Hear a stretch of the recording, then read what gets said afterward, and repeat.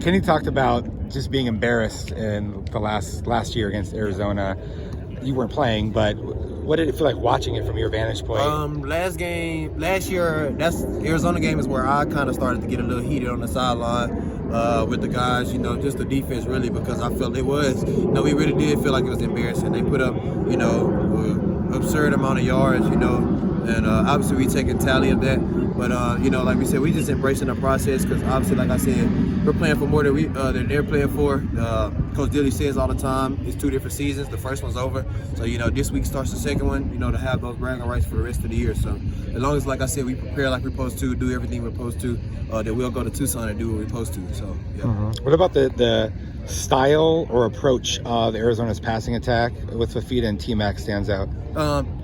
They have a connection, they obviously both decided to stay in Arizona with the whole culture change, so that shows the relationship they have with each other, to stay there, and want to, help construct the team and still be there through thick and thin. But they both are dynamic players. We've been playing dynamic players all season, so we believe in ourselves as much as anything. Obviously they're probably the two key pieces of the offense, so we get those guys rattled, then we feel like we have a very high chance of pulling out the W like we're supposed to. So like I said, we prepare how we're supposed to and win the game throughout the week, Tuesday, Wednesday, Thursday, Friday. But Saturday comes and the clock strikes 0, then we'll do what we're supposed to do. How rewarding is it for you having to sit out last year and see the team's lack of success?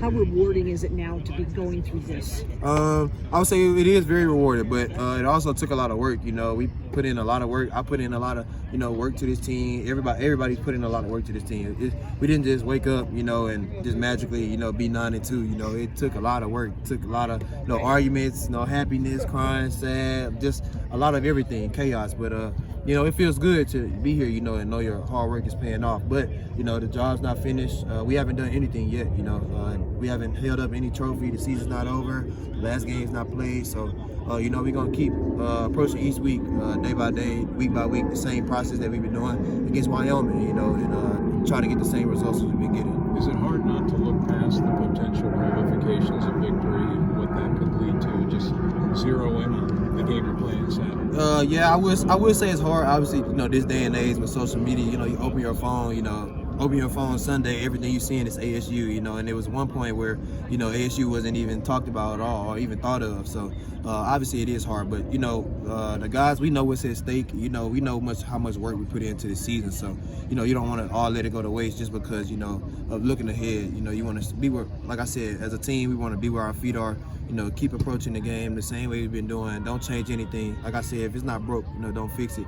Keep applying, keep doing the same things we've been doing, process, and then we go down there to the other place. Come back here with a dub and celebrate, move on. How does this rivalry compare with others that you've seen or been a part of? Like I was just saying, I think it's pretty simple. We have a state rivalry. I'm from the state of Texas, so obviously we got that Texas A&M rivalry, and then you have Oklahoma as well.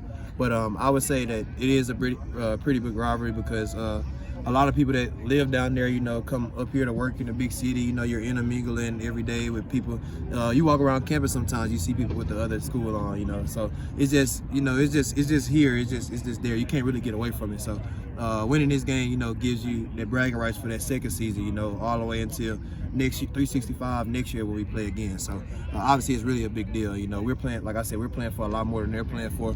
So we just, gonna approach it same mindset we've been doing, like another game, and go out there and get the W. What are the big picture things that have enabled this team to improve so much from like the beginning of spring ball till now? Honesty. I would say we all, the leadership council, guys on the team that's not on the leadership council, just us as a team, I feel like we really got close with each other and we really were honest with each other. Some of those conversations were uncomfortable.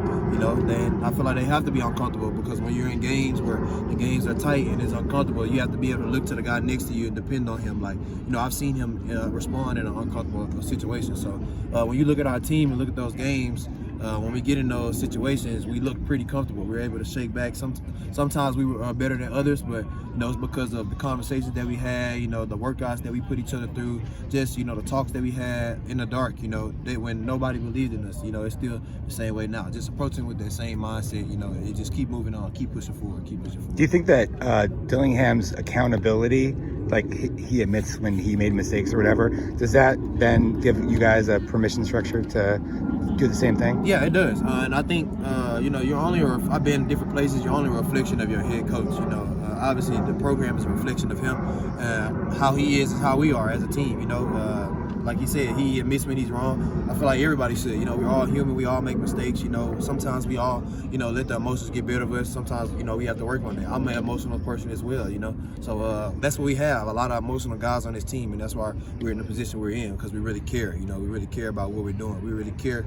When we come out here on a Tuesday early in the morning, about the work, what's going to happen on Saturday. So I feel like that's why, like I said, where we are, and that's why we're going to keep moving forward.